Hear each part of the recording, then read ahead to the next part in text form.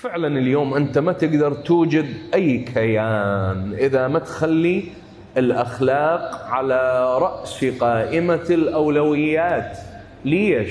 لأنه شوف، خل أقول لك كلمة.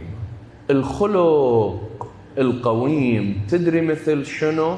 الخلق القويم مثل الدينار الذهب، تقدر تشتري به أي شيء. خلق تماما مثل الدينار الذهب.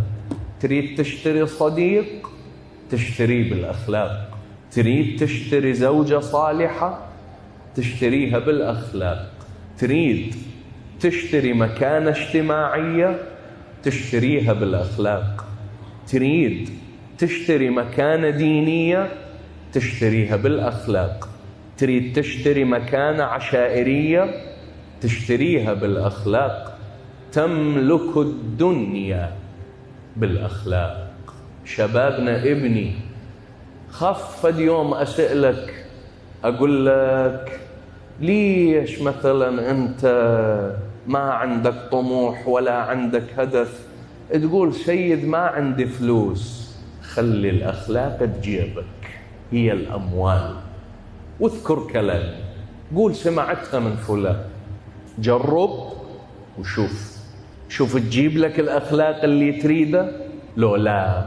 أنا متأكد تجيب لك إياه لحد يمك. نعم، هيبة، مقام، كاريزما، حضور، كل شيء يتوفر بالأخلاق.